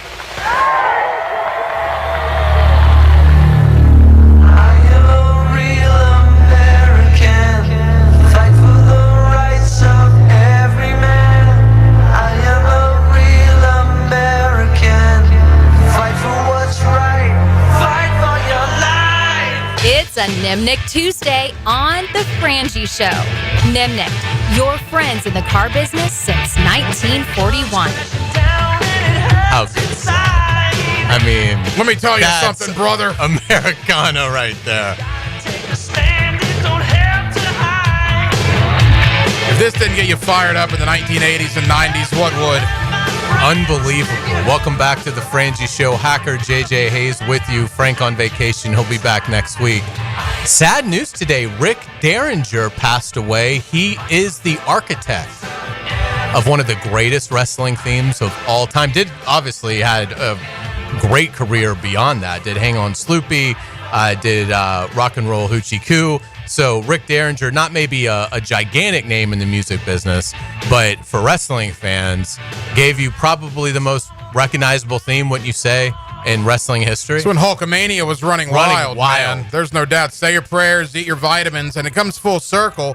This happens today on the 29-year anniversary, Hayes Carline, of Scott Hall invading Monday Nitro to start the new world order of wrestling. How about that? There you go. How long was it Scott Hall before Nash joined him? 2 weeks. Wow. And then how long until Hogan joined him? June 10th, July 7th. So what is that? That's 27 days. That's amazing. The fact that you know that. It's sad. It's sad. It's a flaw of mine. I'll agree with that. Hey, but JJ and I were in the Daytona Civic Center that you guys when Hogan Bash at the Beach. Yeah, Bash at the Beach, 1996. That's incredible. Yeah. I mean, that's like seeing like the Sistine Chapel get painted. Well, I obviously didn't know wrestling angles. JJ, how old were you when you were there? 6. Yes, I was 12, right? Yeah. So we obviously you guys were probably upset. Oh, I mean, at that age, you're pulling for the good guy. When Hogan turned into a bad guy, I couldn't believe it. Yeah. Could not believe it. And then we lost the Hulkamania song. Because that's when he went to the NWO song for all so those did like years. WWF like get to keep the song, or was that? I think WCW had a version of it, but it wasn't the same. Okay, I think the WWF owned that Because I know song. a lot of the wrestlers like had to be a different character when they came over. That's right. Yeah. And I think that still is the case. It is still the case. But yeah, Rick Derringer, certainly rest in peace. But gave us that. I love great it, man. theme. Gave us that great theme. Let's talk Trayvon Walker. 24 years old. He's still a very young man, considering we had players in this draft that are older than that. 24 years old, 10.5 sacks last year, had 10 sacks the year prior. Before we get to some comments from Trayvon, who met with reporters today following practice, where do you kind of see him? Are you happy with where Trayvon Walker is in his career, and how much more upside, if any, do you still believe he has? I mean, I might be the president or the vice president of the Trayvon Walker fan club. You do a lot of out-of-market interviews like I do, and for the life of me, when I'm on these markets in Las Vegas or Chicago or Topeka, Kansas, wherever it is, inevitably the Trayvon Walker question will come up. Oh, number one pick. He just hasn't lived up to expectations. What are you talking about? He's had back-to-back double-digit sack seasons. I mean, what else do you want from the guy? Is he Aiden Hutchinson? No, not when both of them are healthy, which is obviously always going to work against him. But Trayvon Walker is a darn good football player. And you don't get 2 double-digit sack seasons back-to-back by not being a good football player. And I don't get the national – it's almost a disdain for Trayvon that I get from a lot of these interviews, and I get when the name Trayvon Walker comes up. It's just people don't have no idea what they're talking about. I think Trayvon Walker is an asset to this football team, and I'm happy that he's here. I agree, and he looks phenomenal. I mean, in terms of what he's done this offseason, I mean, he's got the most impressive arms, I think, of any player I've ever been around. His shoulder muscle, his deltoid starts in like Waycross, and ends up in like Orlando.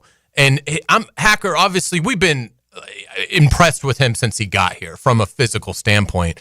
But I mean, even looking at like his forearms today, you can tell the weight that he's at, the good weight, the muscle that he's added, and he's leaner. And obviously, it should lead to, if he can stay healthy, a third straight year of incredible success. I'm with you. I think Trayvon Walker has just scratched the surface of the player he is going to be. I think he's going to end up being an absolute elite defender at the NFL, and those national analysts will wake up to that as the coming years progress. But Trayvon Walker, like I said, met with reporters today.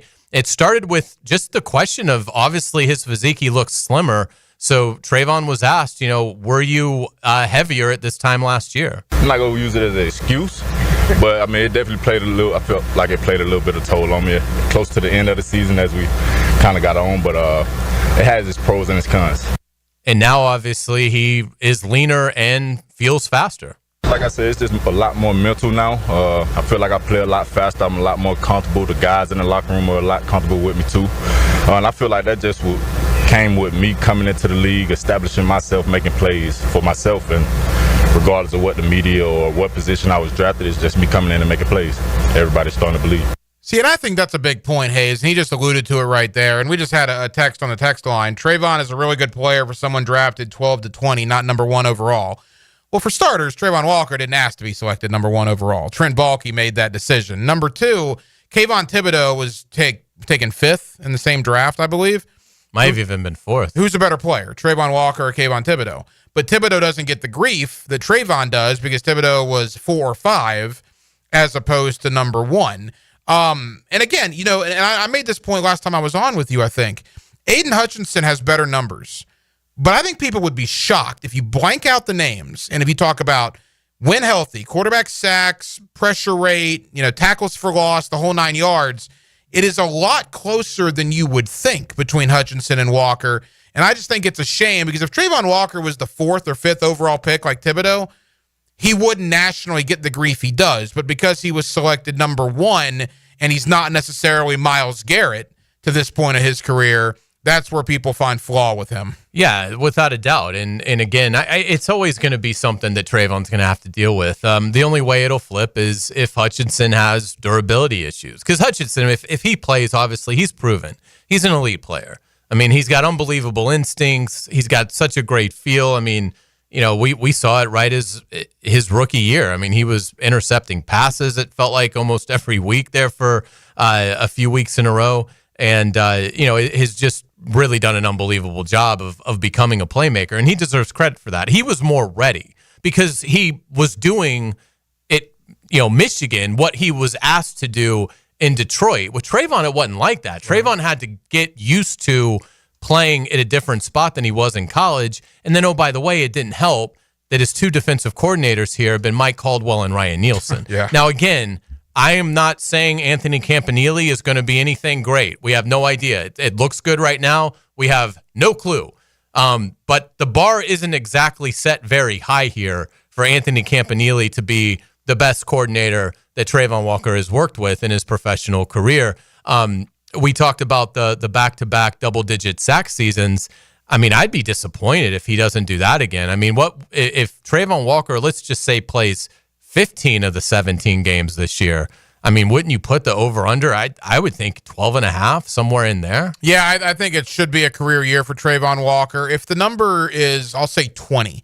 If you get 20 sacks combined from Hines Allen and Walker, would you take that right now? I think they'll go over that, and they did 2 years ago. They did 2 years ago. Yeah, by a pretty good bit. Last year was a disappointment for Hines Allen. It was, but again, I think he looks leaner. I think he's better when he doesn't have that extra weight that they wanted him to put on.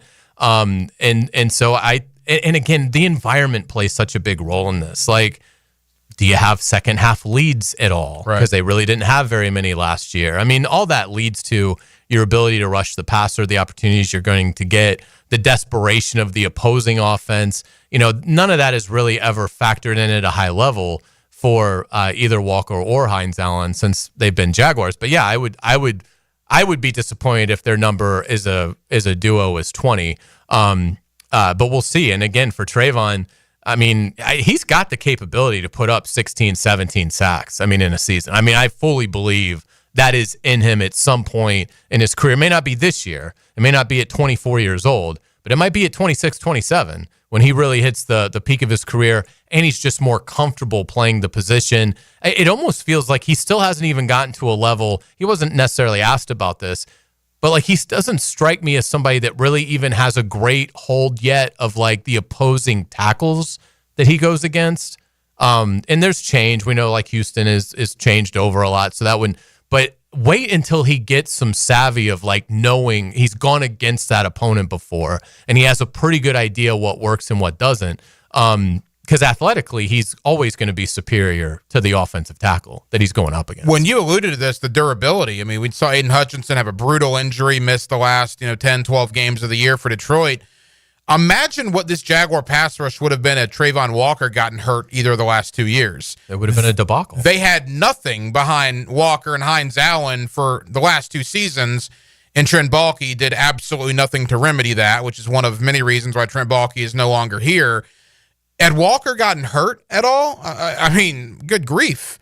The quarterback could have stood in the backfield and called his wife and planned dinner and then thrown the ball down the field. So Trayvon Walker's durability has been absolutely sensational. And I alluded to this with Devin Lloyd in the interview I did with him earlier today after OTAs. Devin, Trayvon, Hines Allen, Tyson Campbell, Foyer, a lot of the guys here, it's their 3rd coordinator in 4 years. I mean, imagine what that's been like, having to learn new system after new system after new system. And in Trayvon Walker's case, I mean, you're talking, 3 coordinators in a 4-year stretch. Your 3rd D coordinator and you're 23 years old.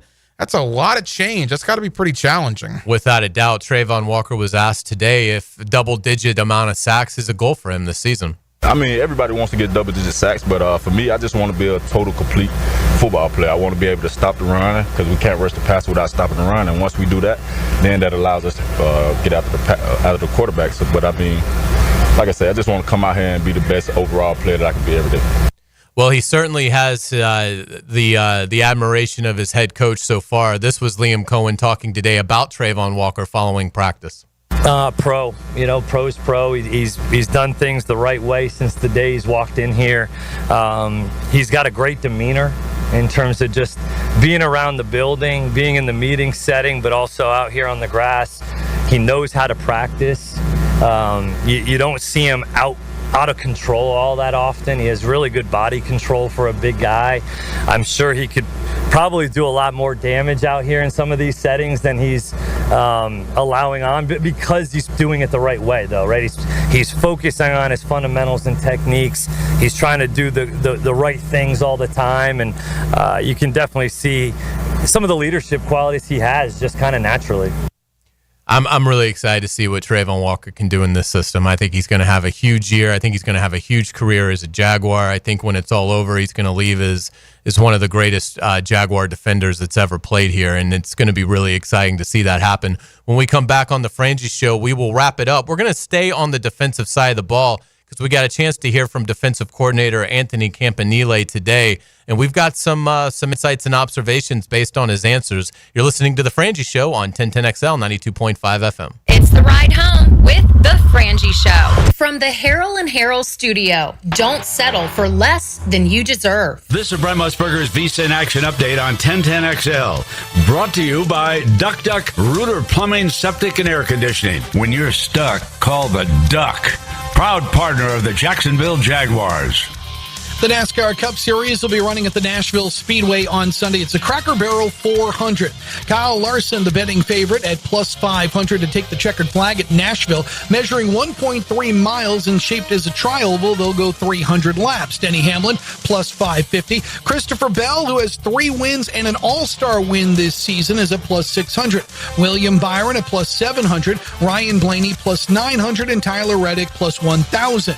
Larson is the betting favorite to win the Cup Series championship at the end of the season at plus 275. Christopher Bell at plus 450 and Ryan Blaney plus 650. Earn cash back on your gaming transactions with the GBank Signature Visa Card at vsin.com/GBank. I'm Tony Desiri with your Visa in Action update on 1010XL. Hey there, Jacksonville. With scorching temperatures just around the corner, it's crucial to ensure your AC is blowing nice and cool. Duck Duck Air Conditioning is here to keep you comfortable all summer long. But don't wait until the heat gets here. Our service techs are ready right now to handle any cooling issues you may have at your home or business. Call Duck Duck AC today at 904-862-6769 to schedule. That's 904-862-6769. Duck Duck Air Conditioning. Online at duckduckac.com. Hi, folks. I'm Frank Frangie. If you have a sweet tooth like me, the sweetest desserts in town come from Spoonful Bakery. Spoonful is an online bakery. They deliver boxes of assorted desserts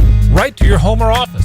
They're so good, and they make for great gifts for friends or clients. If you want custom orders, wedding cakes or birthday cakes, or catered desserts for an event, they are the best. Log on to spoonful-bakery.com or call them at 904-515-4984. That's Spoonful Bakery for the sweetest desserts in town. Here's Linda Beaver. Mayday, mayday, mayday. Come in, Linda. Over. We got a sea of new vehicles and they're priced so low they're rocking the boat. Come check out our biggest selection of inventory with prices that don't break the bank and our wow ya experience that will ensure smooth sailing for your next car purchase. Plus, take advantage of our peace of mind warranties, transparent pricing to provide you with a peace of mind. You better beat the surge and head to the all-new Beaver Toyota or Chevrolet for the car buying experience you deserve. Get this. Joey and me were supposed to go to this concert next week, right? But then something terrible happened. Joey was driving without a seatbelt. But he didn't wreck. No, he got pulled over. Now Joey has to pay for a seatbelt ticket instead of a concert ticket, and I have to go by myself. How lame is that? So Joey, if you're out there, you're an idiot. Wear your seatbelt or you'll get a ticket. All across the country, cops are cracking down. Click it or ticket, day and night. Funded by the Florida Department of Transportation. The housing market is as busy as ever on the First Coast. And if you've moved in or moved on, make sure you have a team of trained electricians ready to help. American Electrical can make sure you're up to date electrically and maximize your living experience. Smart home automation services, home theater systems, outdoor and dock lighting, and backup generators. American Electrical can do it all. A team you can trust with highly trained technicians, ensuring you have the best living experience. American-Electrical.com, a leader on the First Coast and powered by professionalism. What's the weekend in sports look like? I'm 1010XL's Dan Hicken, and I'll give you my takes and weekend updates on YouTube and Facebook. Musings with the media mogul. That's right, motivated by Tucker Equipment Rentals in Neptune Beach. Been in a car crash? I'm local attorney Rick Alexander, and I've made it our mission at the Alexander Law Practice to listen to you so I can fight for the best possible result for you. I've been practicing over 30 years, and our team focuses on guiding you through the entire process. And because fees and reimbursement costs come out at the end of the case, I will never ask you to come out of pocket. For a free review, call 904-400-6600 or log on to alexanderlawpractice.com, Jacksonville. For a lot of us, saving up a down payment can be the biggest barrier to buying a home. So Rocket Mortgage is lowering down payments to 1% for eligible home buyers with One Plus. Because everyone deserves their shot at the American dream. Call 800-4ROCKET or visit rocket.com to get a head start on your starter home. Rocket Mortgage, LLC. Licensed in all 50 states. NMLSConsumerAccess.org, number 3030. Hey, Hicken here, and you know I'm going to talk about skin. Yeah, it's hot outside, folks. The oven is on. Temps are in the 90s, and it's only getting hotter. I love the summer, but my skin doesn't. I do my best with dry-fit shirts, big floppy hats, plenty of water. My secret weapon, though, the screen, sunscreen. I use it regularly. Maybe you should as well. Look, I've also been seeing docs at Peaches Dermatology for years, and my skin thanks me for it. I'm telling you, it could save your life. Book your appointment today at peachesdermatology.com. Prosser here. Spring has sprung, and it's a great time to sell your house, but only if you have the very best on your side, and those very best are Chad and Sandy Newman. Spring selling season's here. Rates are down. Activity's up. It's the best time in years to sell your home, in fact, but there are homes sitting on the market. They don't have the right representation. That's where Chad and Sandy step in. Maybe you're worried your home needs repairs or updating and it won't sell for a good price. Maybe your family's growing and you need more space. Whatever the reason that you need to sell your home, Chad and Sandy deliver this promise to you. Chad and Sandy guarantee your home sold at an agreed-upon price and deadline, or they will buy it. Sounds pretty hassle-free to me. Take it from Mike and Rosemary in St. Augustine. We were determined to buy an affordable home in a specific school zone, but we didn't qualify for the loan needed to get one. Chad and Sandy's team worked with the lender, negotiated a higher qualification price, lower interest. It was huge, $200 less per month. Do it today. Call 414-6200 or go to chadandsandy.com. Chelsea here from Renewal by Anderson. Before you invite family and friends over for summer fun, treat yourself and your home to new windows and doors from Renewal by Anderson. Renewal by Anderson has a great deal to get you started. We're excited to offer our Window of Opportunity Savings event. Buy 2 windows or patio doors and get the third 60% off. Plus 0 down, 0 payments, and 0 interest for 12 months. Restrictions apply. Visit bestwindowsflorida.com to schedule your free consultation today. License number CGC 1527613. 1010XL is presented by Farah & Farah, exclusive injury law firm of the Jacksonville Jaguars. Protecting you and your family. Call 396-5555. Jacksonville. Now the cool down with Donovan Air Electric and Plumbing, keeping Jack's cool since '87. It's been a fun Frangie show today. Frank's on vacation. He'll be back next week. Hacker's here. JJ is here. I am Hayes Carlyon. And Hacker, we covered a lot of ground, obviously, from this Jaguar OTA.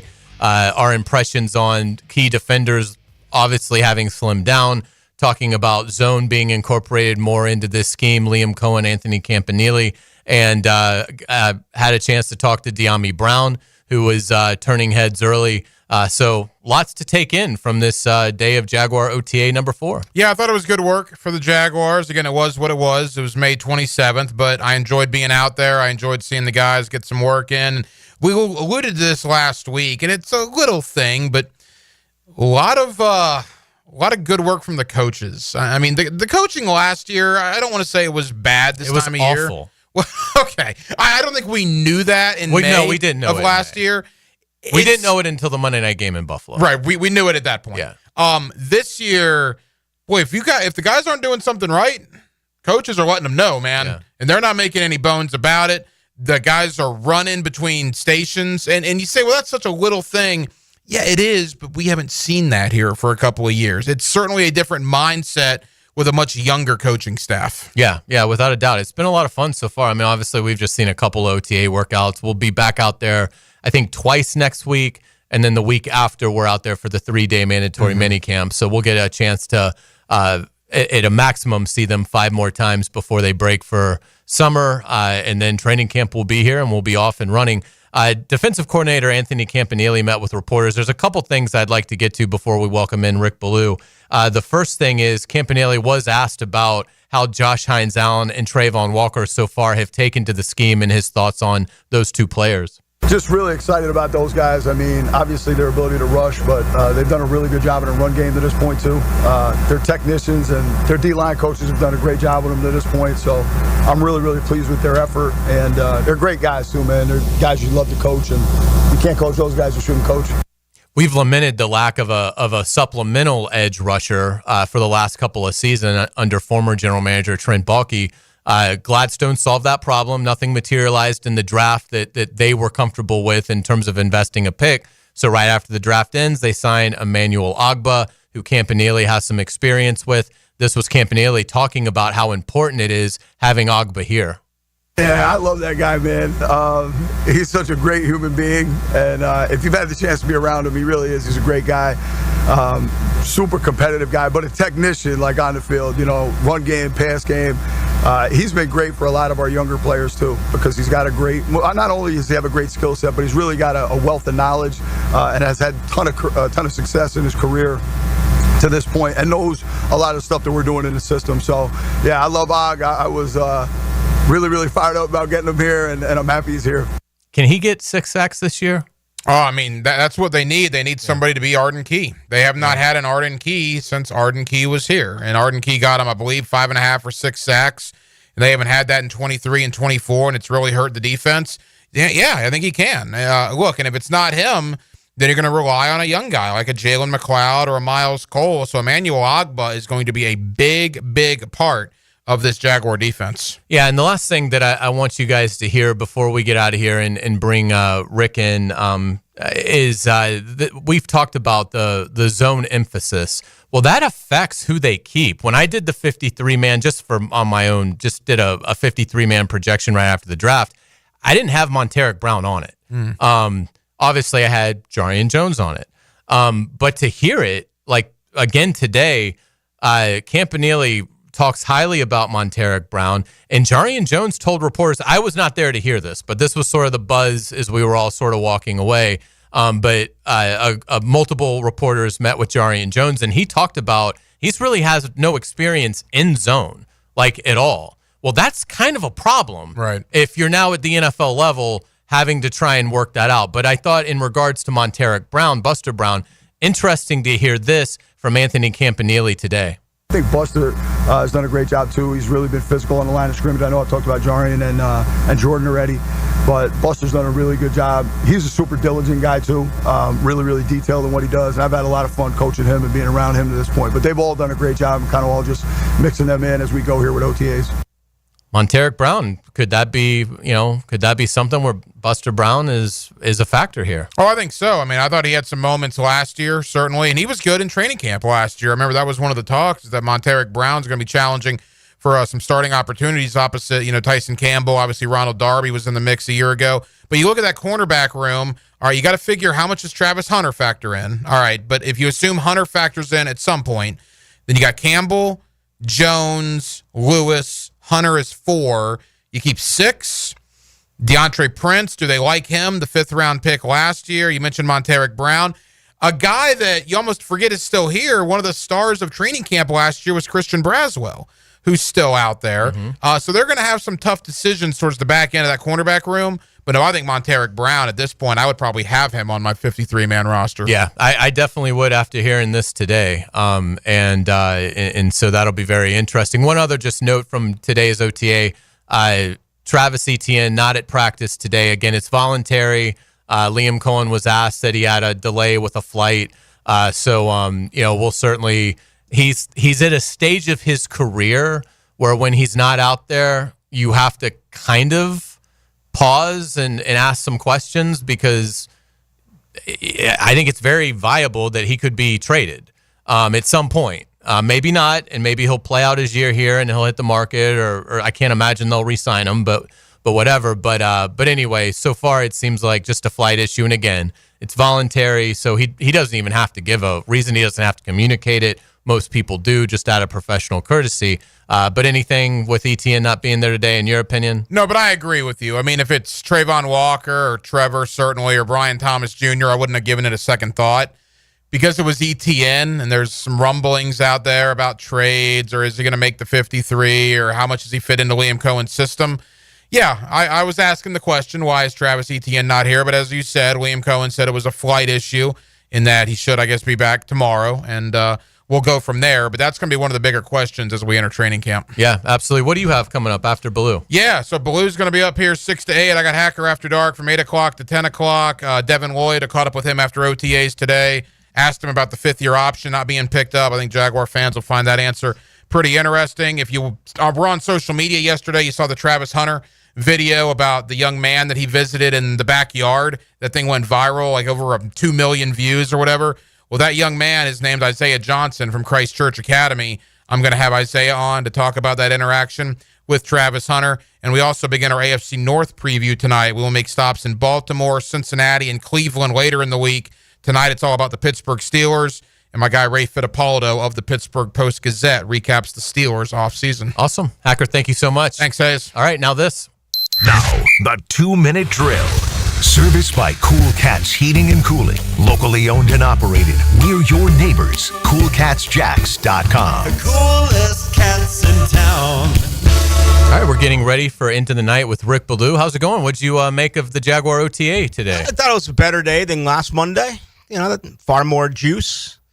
Found myself spending more attention today on the defense. I gave it almost nothing during that first work. For me, it was all about, you know, seeing these skill position guys and seeing them run and everything. But I found myself, plus they were on the other field a lot today, the offense. So more attention to the defense, and boy, it's going to be a lot different than it was a year ago. There's no doubt about that. And boy, there's some of those key guys are slimmed down. Yeah. I heard you ask. And Walker said he lost only 3 pounds. Yeah, but you can tell it's been distributed differently. He's a man. Yeah, I mean, he is put together. He is. But you know, we noticed that last year. There were a lot of guys. I mean, even guys who are no longer here. You know, Andre Sisco looked really thick a year ago. So, you know, this is probably the right move. And I thought Cohen answered it masterfully, that, you know, and he got right to it kind of indirectly, that, we wanted to get back down to their playing weight where they were playing their best football. And he thinks they'll be fresher because of it. Let's face it, you didn't really have to be fresh last year with that defensive system, because he had hockey line shifts. You played like 2 plays and you could go out and get a burger and a beer. You're not going to be back on the field until the next quarter. You're not going to be back on the field until you win the game of rock, paper, scissors. Is apparently how it's working. What's coming up tonight? Man, it's just a totally different tone. Just my reaction to what I saw today. Again, I thought it was a really good practice overall for the Jaguars, and I highlighted quite a few things. So looking forward to breaking that down, and also caught up with Ventrell Miller. Okay, very excited, and he was a little elaborate on what he expects this new defensive scheme to be like, and he commented on that. So we'll play that for you, and just everything that happened today. I thought it was a great day over at the Miller Electric Center. Yeah, he's a really exciting young player. Look forward to that interview. All right, awesome. Thanks so much. Into the Night with Rick Ballou coming up. That's going to do it for us. Again, Frank Frangie vacationing this week. He will be back on Monday.